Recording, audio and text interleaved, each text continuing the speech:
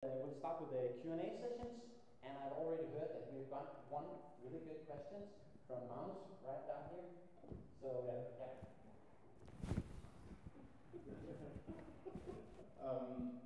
All right, okay. Yes.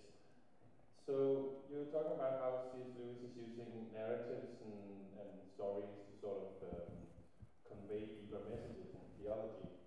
And I was wondering how that correlates to the way Jesus uses parables and how Paul uses, I guess, cultural wordings to sort of convey his messages. And how, when Lewis does the same, is it sort of an imitation, or what exactly is the relationship between like Narnia and when Jesus uses the parable?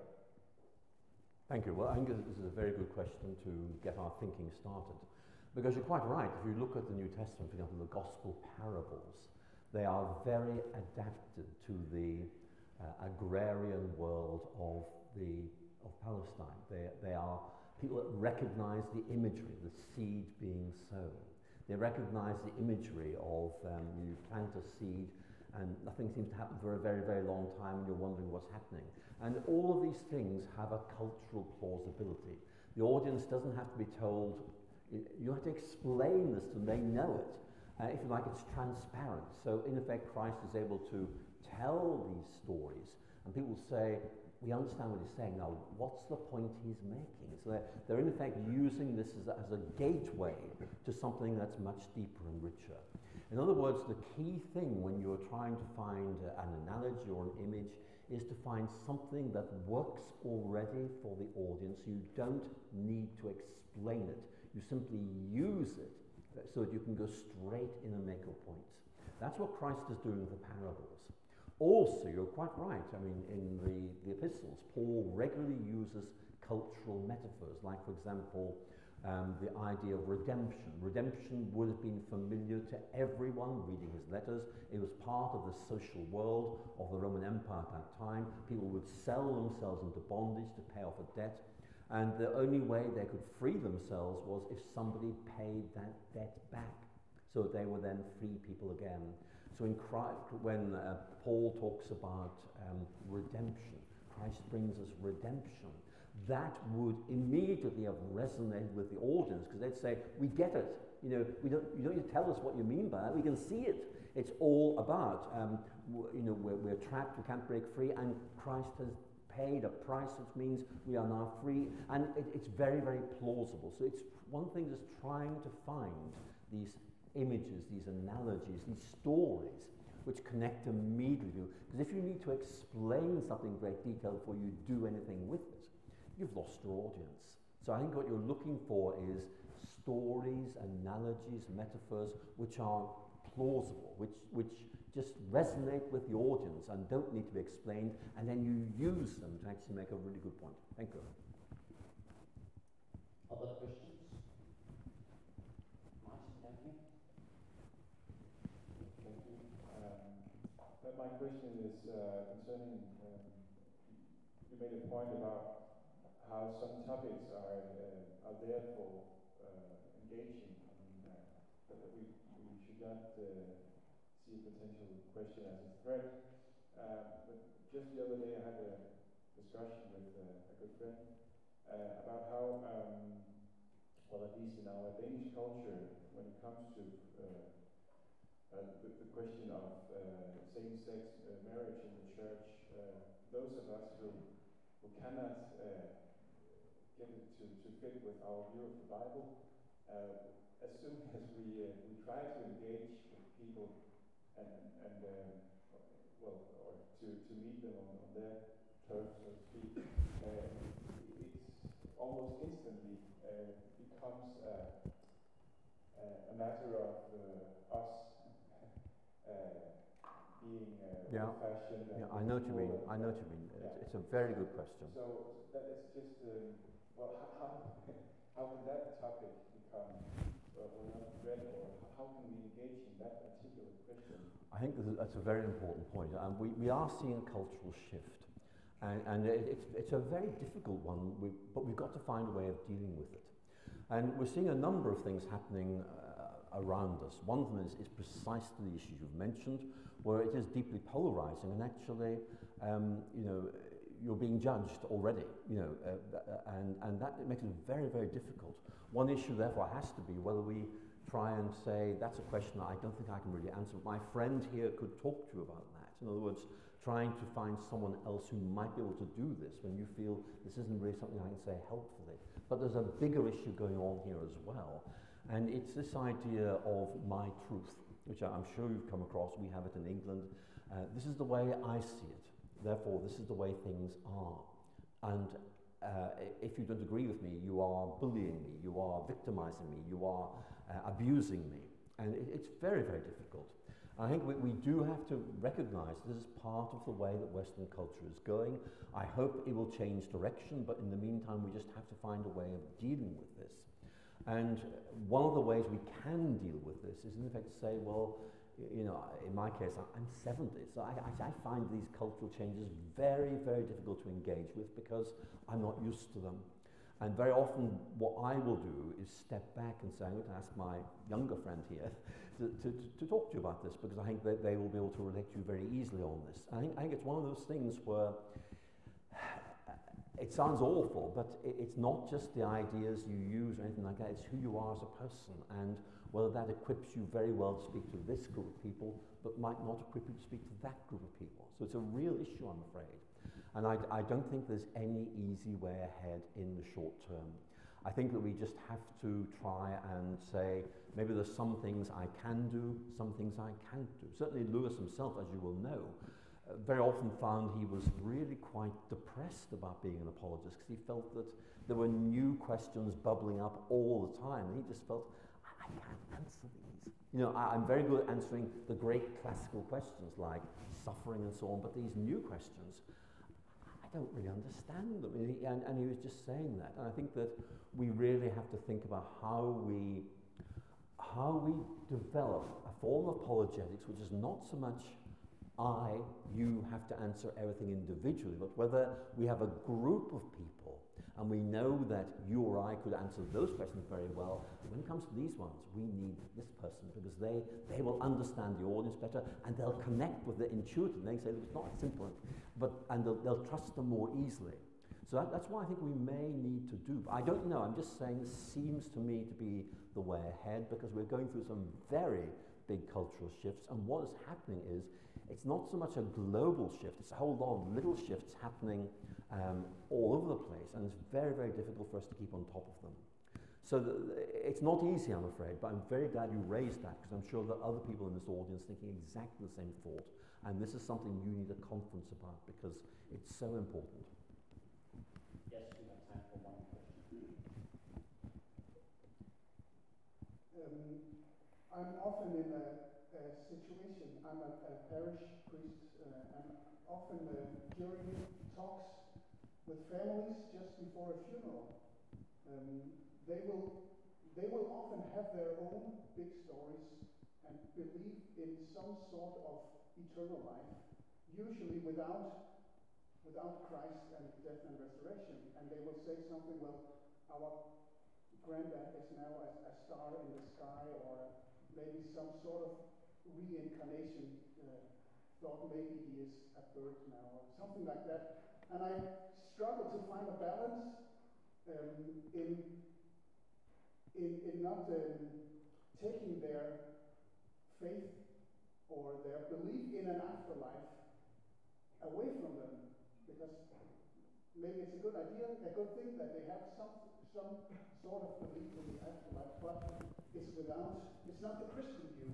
So competing big stories that they find some comfort in believing that he's a star now, but how do I navigate in regulating their big story or putting something else in it, a more Christian worldview in their story?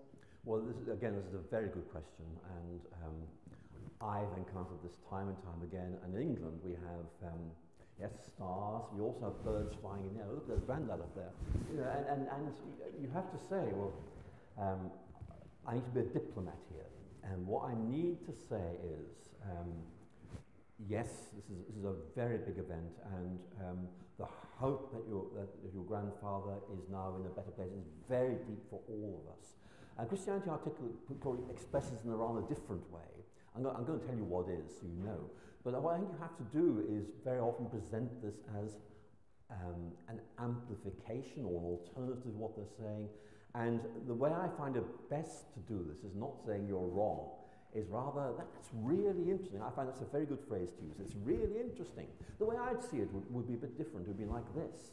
And I would talk about Christ's resurrection, which means that I know that I one day and those who I love will be in this better place, and talk about that. What you are doing is not so much contradicting them as planting the seeds of an alternative. In apologetics, this metaphorical way is really helpful, planting seeds. Because very often you aren't able to answer a question fully, but you can plant a seed and they think, oh, there might be something in that, and they come back to it, and very often it stays with them. So I think what you've got to do is try and find something that kind of way builds on what their very interesting personal worlds are saying to them. But actually it might be something that grows in due course. I've met people who in fact have come to faith because of something that someone said at a funeral 40 years ago. And the person taking the funeral is now dead, doesn't know about this, but he planted a seed and in due time it grew. So it's one of those things we just have to try and find ways of doing this, I'm afraid. But you're right, we live in a very strange world, and we have to find ways of, in effect, trying to get our story in. Not necessarily saying you're wrong, but rather saying there's another way of looking at this. Here's another way of looking at this, and try and get the Christian way in. A big challenge, but you clearly are a diplomat, so let's hope that these things work out. Thank you. Right, we'll now move on, if we may, to the next lecture. So now what I want to do is begin to look at how stories and arguments kind of face up to each other in the midst of a shifting culture. And in the light of the questions we just had, this shifting culture is really an important motif to bear in mind. So please can I begin by saying that I know many of you will feel this is quite difficult, this is quite disturbing, but if you look at the history of apologetics, what you regularly find is earlier Christian apologists saying we're entering into territory where our previous tradition just hasn't prepared us for. In other words, we kind of are facing up to new questions, and we're the generation who has to engage these because no one's done it before. So that is a very common theme. So you might just like to think that maybe one of the things we as a generation are being asked to do is provide these resources for a future generation so they may have something they can use in these new contexts. So how do we use stories and arguments in shifting with a shifting culture? I think I want to begin by saying that arguments really are important. And I'm going to say stories are important as well, but as you will see, they're important in a slightly different way. I do want to emphasize it's not stories against arguments. They're both part of the rich array of resources that you and I have to talk about our faith and to engage with our culture. And certainly it is important to say that we can engage the ideas people are bringing against us. For example, I remember this is a form of argument. Someone said to me, Alistair, we can't be sure about anything these days. There's no truth. Everything is just what somebody or other thinks. There is no truth. We can't be sure about anything. And I said to him, are you sure about that? And you could see the point had registered, that actually he was articulating a belief system which subverted his own way of thinking. And that's one of the reasons why arguments are important. I think there is a question about how you use arguments, not to defeat someone, because very often if you humiliate somebody, they don't really like us very much. And also those watching won't like it very much either. But if you in effect say there is another way, there's a better way of thinking about it, that actually is much easier to bear, and you'll find that actually that may well bring the person with you rather than put them up as your adversary. But the key point is that many of the older arguments are still very good, but stories play a distinct role, and they allow us to show that Christianity is real. Now, you're going to say, what on earth do you mean by that? Let me try and explain. Supposing I was trying to persuade somebody that Christianity is right. Certainly, I could use arguments, and I hope I'd use them okay. I might change their minds. Or I could talk about the difference that Christianity makes to my life. I would talk about how I became a Christian, how I moved away from atheism, and how Christianity really gives me a solid foundation for life, a sense of hope, a sense of mattering to a wonderful God.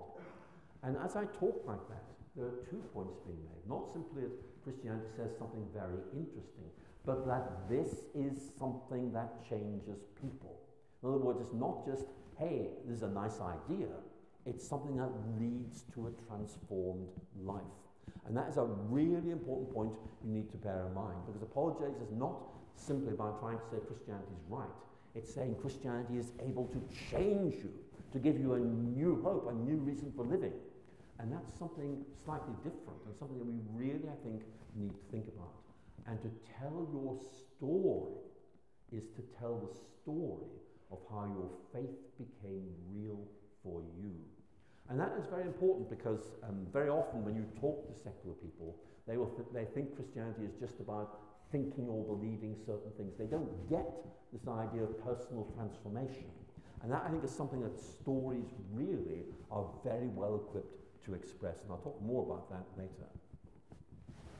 It's really important to say we're dealing not simply with something that is true, but something that is transformative. And again, stories are, I think, one of the best ways we have of doing this, because we are in a shifting culture. Many of you will remember the New Atheism. I say that because actually it has faded quite significantly. The New Atheism really arrived in 2006 with Richard Dawkins' God Delusion, and a lot of people got involved in that debate. I did, many others.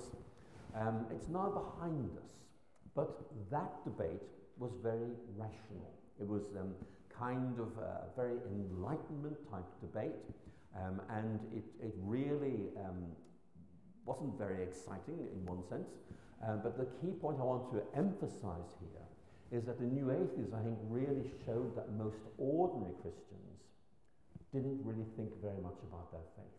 So when Richard Dawkins would say, Christianity believes this, when it didn't, they didn't really have the confidence or the deep knowledge of their faith to be able to say, I'm sorry, you've got that wrong.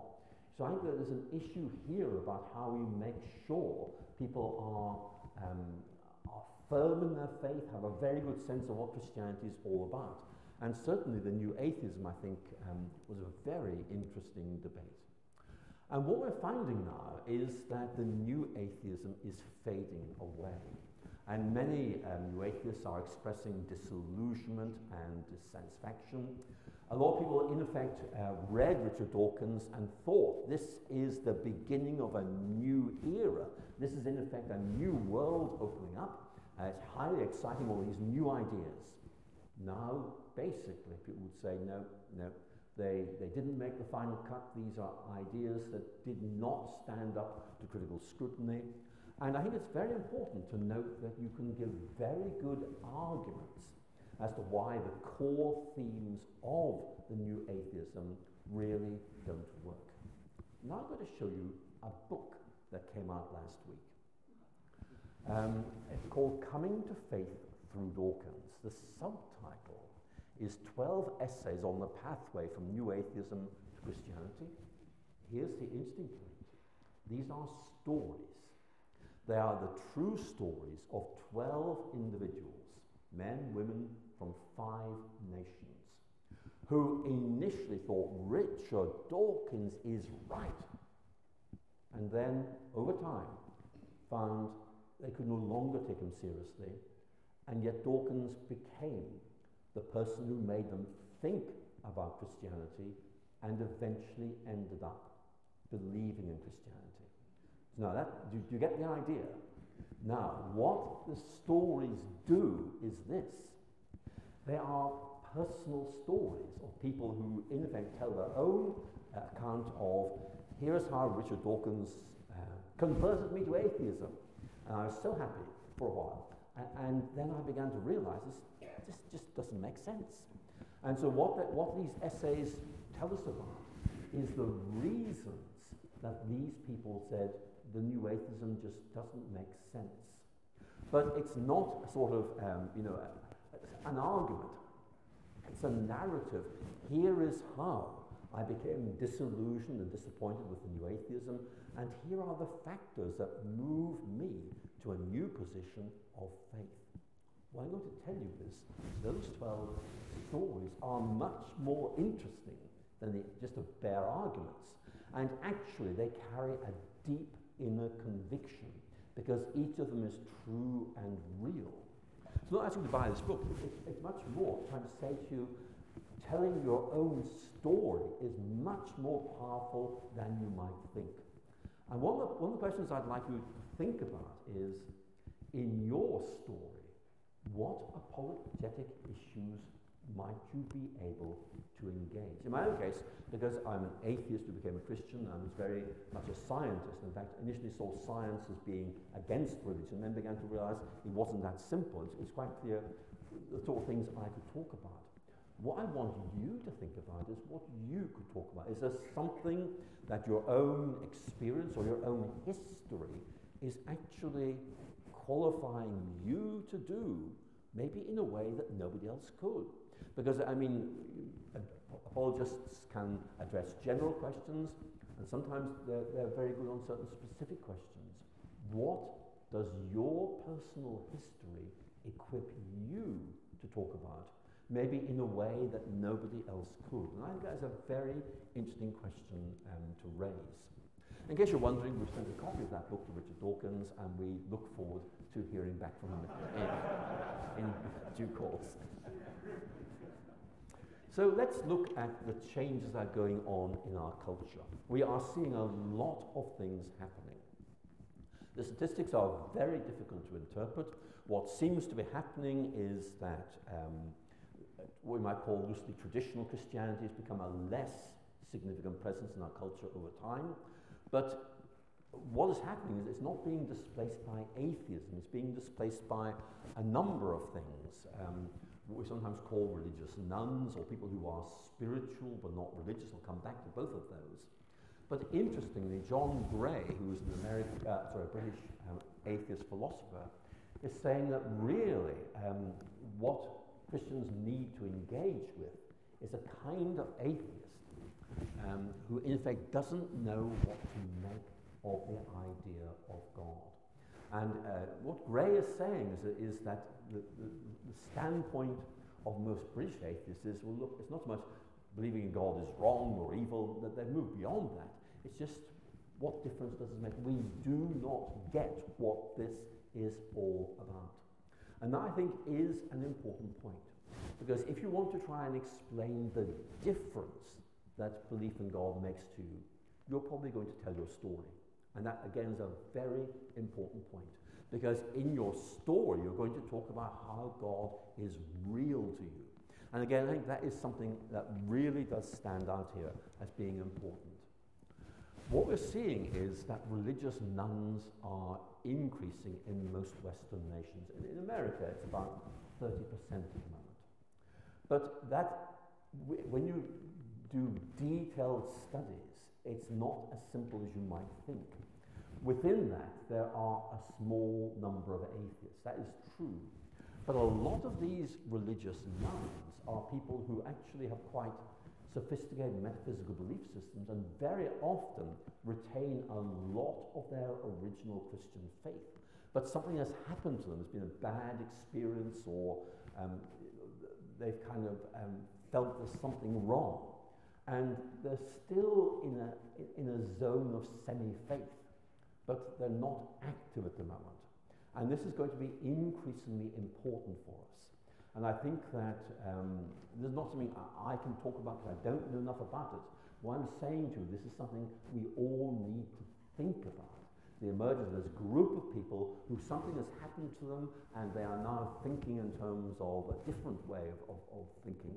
Can we find ways of constructing pathways back to faith?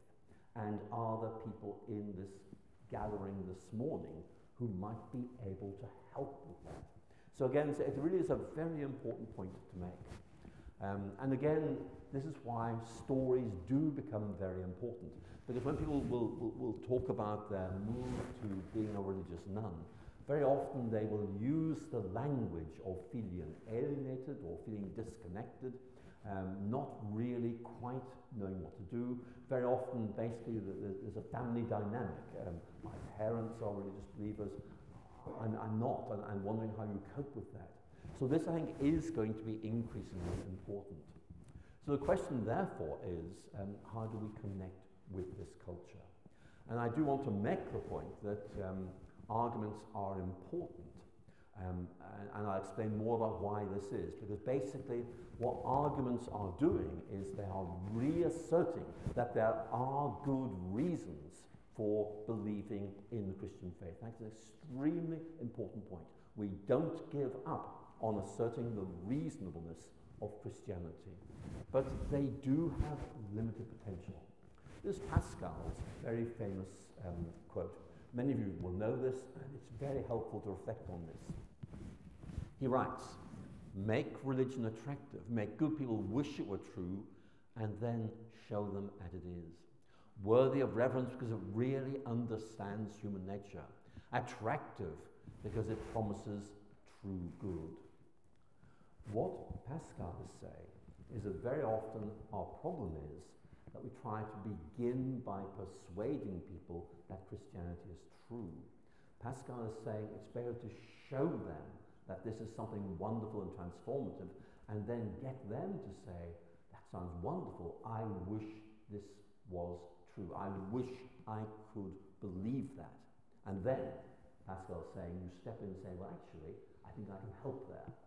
So it is quite an important point. And again, if you think about how you might do this, telling your own story, either of how you discovered Christianity and the difference it made, or your own life story, how faith really gives you a secure base, something wonderful, something that is really deep and significant. And again, what I want to invite you to do is to just think, is there something I could do here, something I could say here that might be really helpful? Because as we were talking about earlier, I mean, we are going in interesting cultural directions, and there may well be people here today who will be able to engage with this. So let's go back to this distinction I made earlier, which I think is something definitely worth talking about. The difference between something being true and being real. I'm sure there's something you have thought about, but it is definitely something that is significant. I want you to just do a mental experiment with me, okay? I want you to imagine that we're going to construct a world, okay? And in this world, we are only going to allow you to believe things that can be proved to be true. In other words, we're going to look at Richard Dawkins, and we're saying, you need to be able to prove all your beliefs. So we're going to say, supposing we say, let's create a world full of these ideas that can be proved to be true. What kind of world would that be? So here's one of them. Something's true. Queen Victoria of England died in 1901. Now that is true, but I don't notice any of you getting very excited about this. And one of the problems is that we could give lots of examples of things that are true. Another one, we're going to be absolutely sure about this. But again, I don't see any of you really saying this changes my life, you know. the point I'm trying to make is, let's suppose you imagine a world in which it's made up of things you absolutely can prove to be true. Queen Victoria of England died 1901, 204. The chemical formula for water is H2O. These are all absolutely secure. But you see, they're existentially irrelevant. They just aren't truths that you can live by. And one of the big points here is really that when you come to the deep truths, the truths that really matter, these lie beyond proof. One of the things that is really interesting is to note how Richard Dawkins is unable to prove his atheism. That's become very, very clear of late. He's kind of stopped engaging publicly on this question. But it means that, in effect, Dawkins is saying, I demand Christians prove their faith. But my own atheism, I don't need to prove that because it's so obviously right. See the point I'm trying to make? That in effect, we are dealing with a culture which is saying we only believe things we can absolutely prove to be true. And yet, things like, what is the good life? How do we live it? What does it mean to be a good person? These are all really deep questions, and we can't prove them to be right. But we know they're really significant, and we can trust the answers that are given. So it's very important, I think, to be able to critique Richard Dawkins on this particular point and explain the idea of faith as trust. Faith is about entering a way of thinking and living that allows us to flourish and to live meaningfully. And the best way of doing that, again, is telling your story. Narratives are really a very powerful way of doing this. When you read your Bibles, you will note that stories are used time and time again. There are points in which there are some conceptual arguments, but the dominant mode is narrative. You think of this. When Christ wants to make a conceptual point, who is my neighbor? What does he do? He tells a story, the parable of the Good Samaritan. And what I want to say to you is that Scripture is rich in these stories and invites us, I think, to think how we can use these in our apologetics and be able to capture people's imaginations. And that's one of the points that Lewis makes. For Lewis, what really matters is not so much that you're giving good arguments, but in some way you're able to capture people's imaginations, to give them a vision of something that is so wonderful, so exciting, that they will want to know more about this. And that's, again, is the point. Stories are a way of doing these. Intellectual argument is about something being right, but it doesn't mean it's satisfying and transformative. Whereas telling stories is a very good way of engaging this. So I mentioned that already, and the key point really are that this book is about how people were initially persuaded rationally by Richard Dawkins, but they were not transformed existentially. It's a very important point. It's about, in effect, the narratives of disillusionment and disappointment of Dawkins, and they're feeling there has to be something better than this, and beginning to look for that and finding it in Christianity. So I think this is a really important point to make. For Dawkins, I think narratives aren't really that important, but I just want to make the point that stories are very important for you. This does not mean you say, right, well, we will stop using arguments, we'll just use stories. It's saying, please be aware of the rich range of apologetic resources that are there for you, and find out how you might be able to use them. So moving on from this,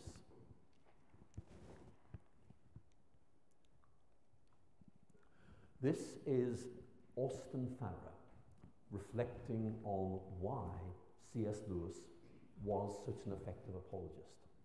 Austin Farrer is not a name you'll probably know. Austin Farrer was a friend of C.S. Lewis, a very close friend, in fact. He was a philosopher of religion based in Oxford. And this is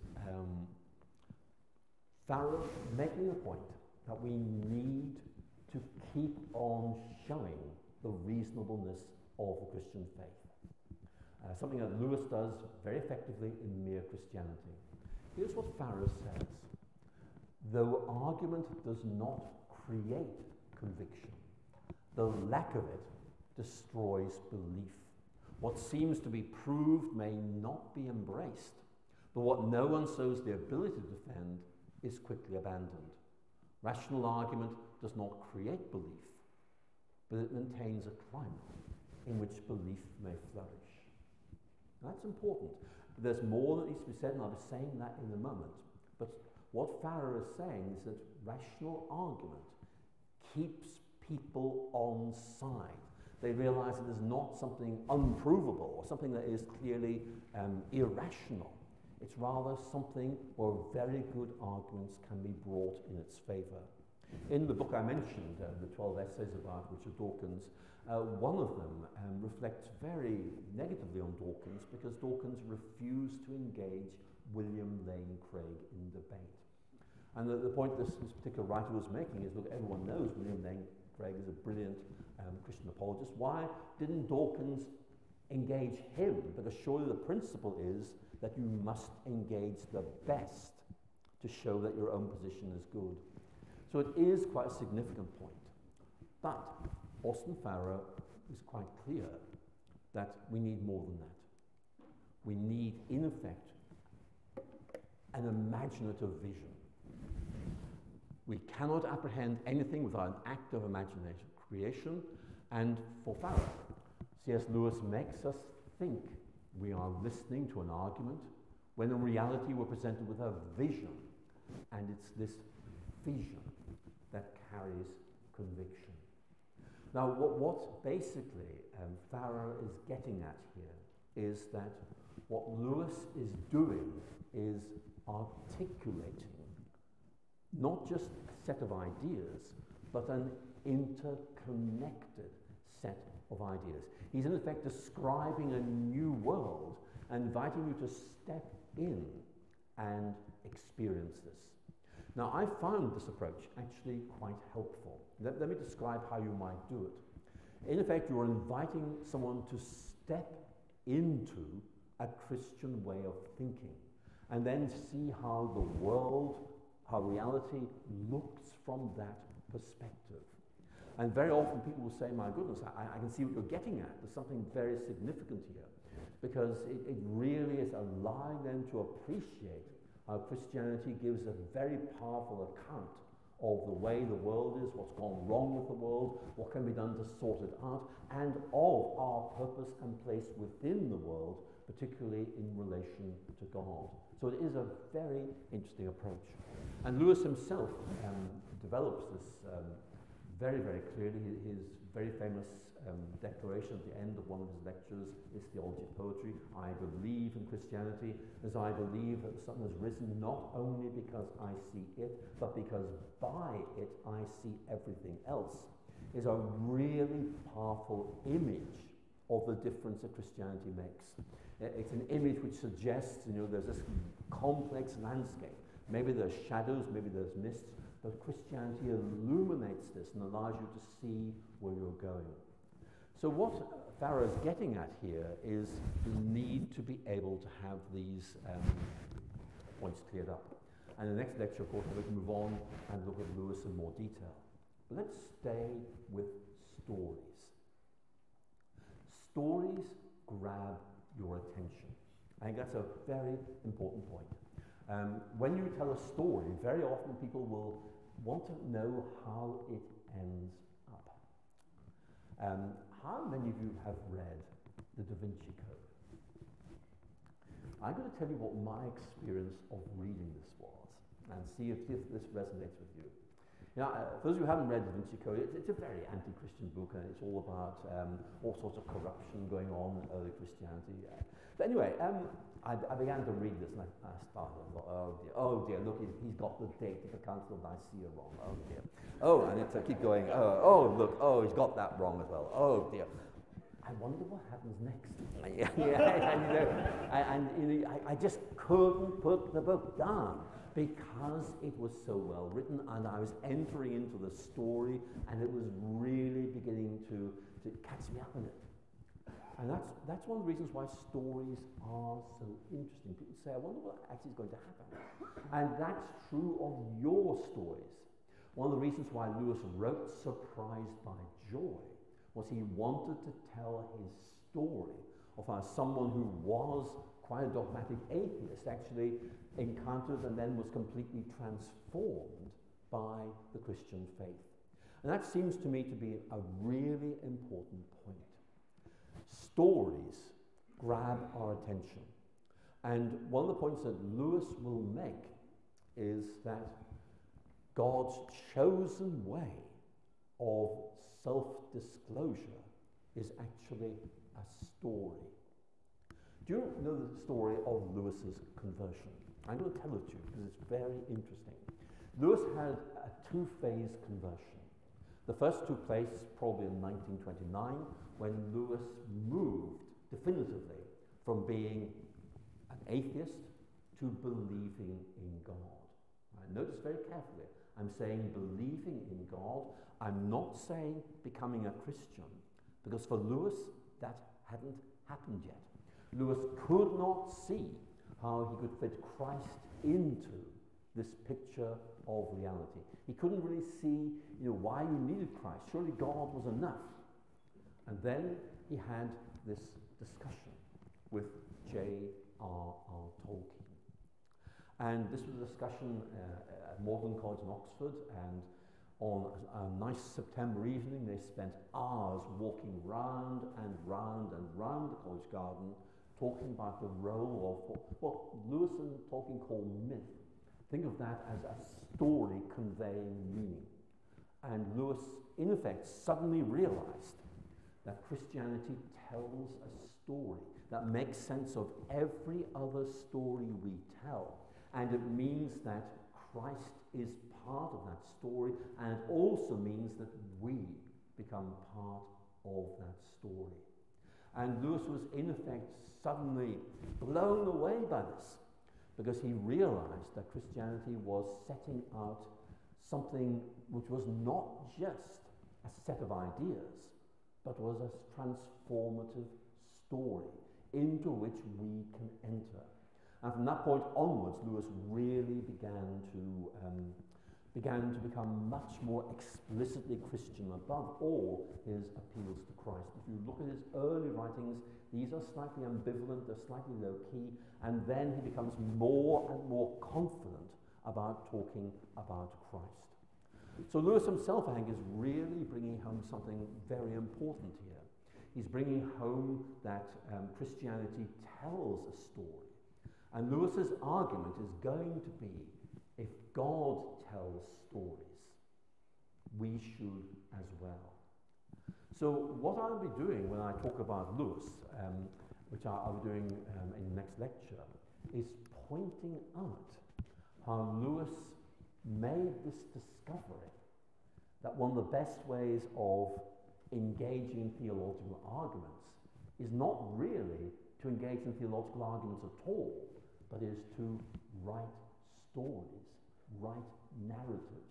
And I'll be talking about those in the next lecture. So we're going to have time for Q&A, and then we're going to have a break. Let's take some questions about anything I've said in this lecture. We're moving on to Lewis on narratives in the next lecture. Thank you so much. I was wondering, so your approach here is looking into the culture and what kind of approach would be effective in the culture.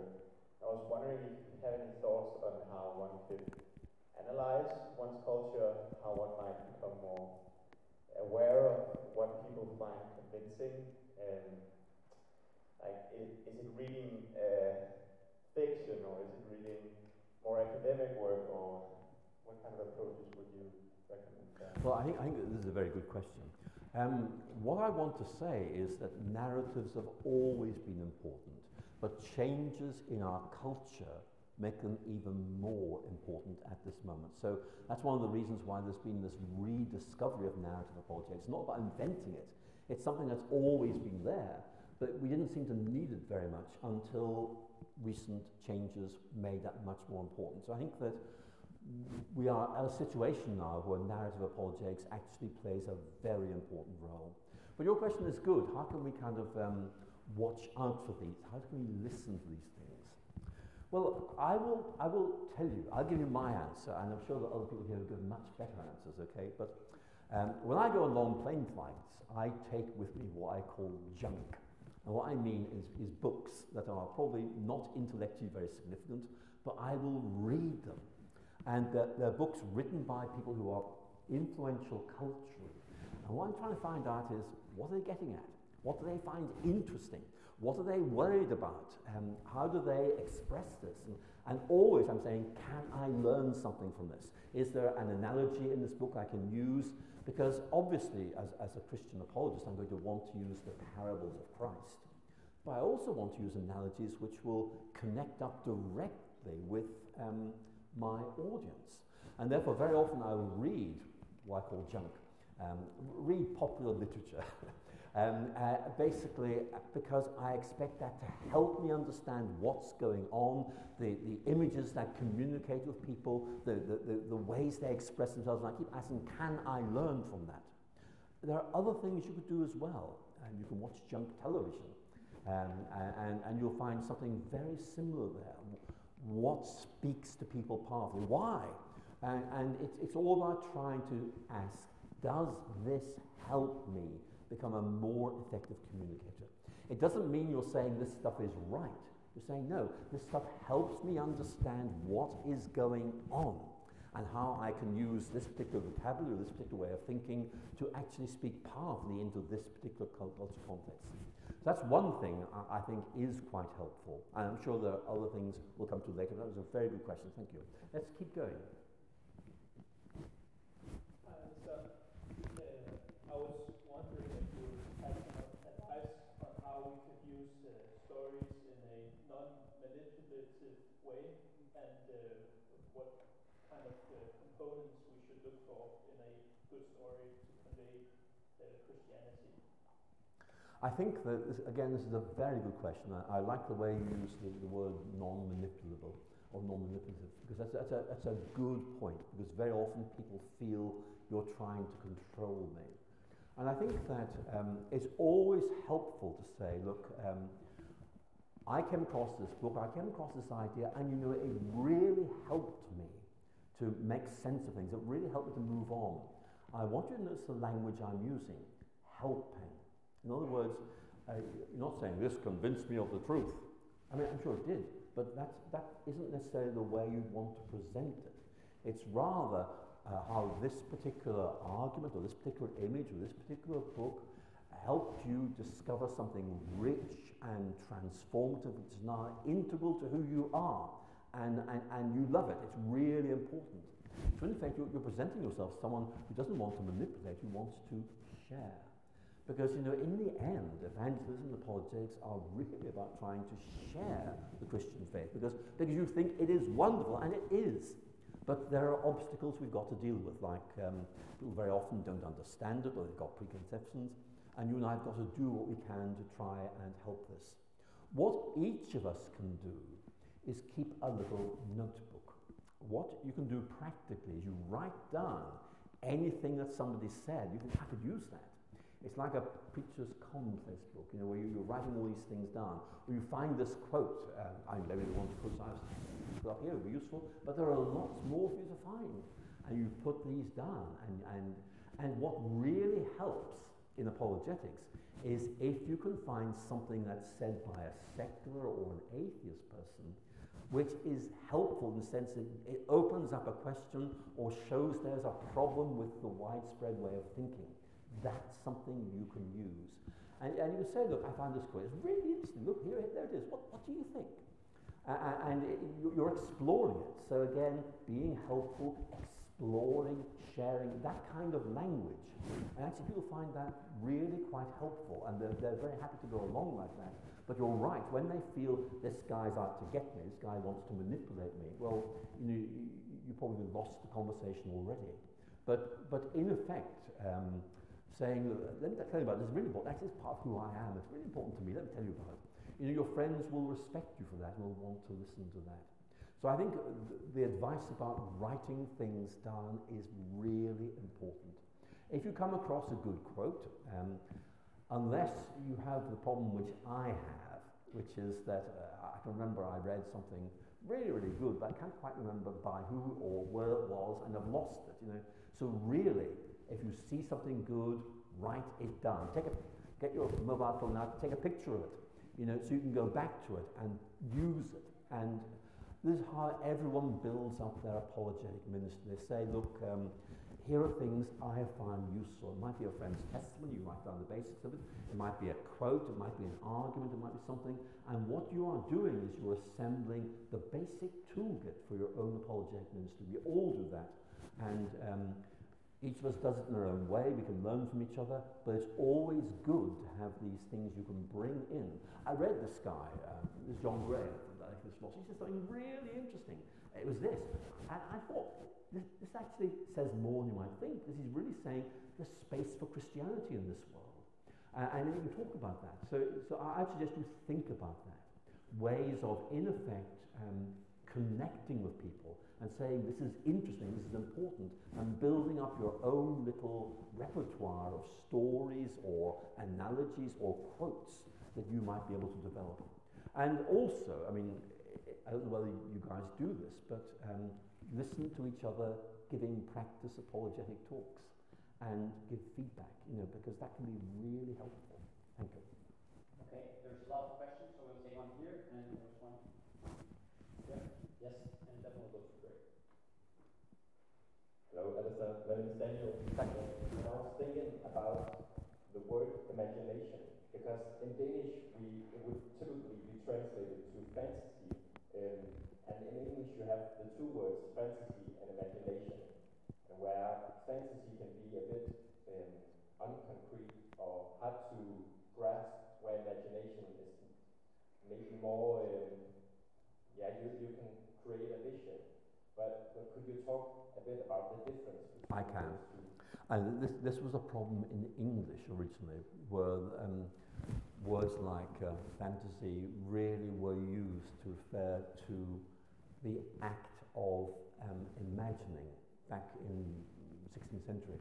And of course it's unhelpful to us. So what you need to do, I think, is to find a way of, in effect, saying there are two ways we can think about the imagination. I'll come back to the point in a minute, but one is in a neutral sense. Human beings have this ability to create mental pictures, to make sense of things. That's neutral, that's the way we are, that's how we function as human beings. And we find those mental pictures really helpful in making sense of ourselves and our words. And of course, these can be completely delusional. But then again, they can be enormously insightful and truth-disclosing. So I think what you need to try and do is find a way. If you have a problem with the Danish language, the standard way of dealing with this is to say, you know, in English they say, they make this distinction. It's quite a good distinction, because what I'm trying to say is there is this positive way of using mental pictures, which actually helps us to see things more clearly, which gives us a way of framing things, which gives us this way of, in effect, seeing how everything hangs together. It's a very rich idea. And where people are going to misunderstand, you say, we need to make a distinction here between a bad use of this and a good use of this. And again, you could just draw on English now and say, look, in English they say fantasy meaning you make this stuff up, and imagination meaning this is about a deep way of experiencing and encounter our world through mental images, which is good and productive and helpful. And actually, it's really important part of who we are. So that's how I would deal with that problem. And it is a real problem, because very often, I mean, I know C.S. Lewis is being translated into Danish in better translations, which is wonderful, but sometimes it's very hard to find the right word to convey exactly what he's saying. And part of the problem is that in English we got used to certain things being okay, but they weren't always okay.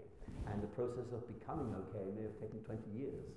So I think what you can try and do is use this distinction and hope people will see what it's all about, and maybe this will bring about a cultural shift. Thank you. Last question. Hi. So there's this Danish study with a lady. She's been interviewing a bunch of people from the Danish church, and these people were new in the church, so new believers. And she was asking them how they came to faith, and all of them, or the overwhelming part, said that it was because of some kind of spiritual experience. And I listened to a podcast that you were on a week ago or something with Alex, I forget his last name, he's an atheist, and he was saying that until God speaks to me personally, I will not believe in him. And I was thinking, so the relationship between the stories that we can tell people and the experiences that we cannot give them because they can only be given by God. What's the relationship between those two? And do you think that stories can be not as effective as when God will speak to a person, but do you think it can do something like? Yes, I think this is a very good question. Let's think about the call of Samuel in the Old Testament. God speaks to Samuel. Samuel thinks he hears something else. In other words, he doesn't recognize it for what it is.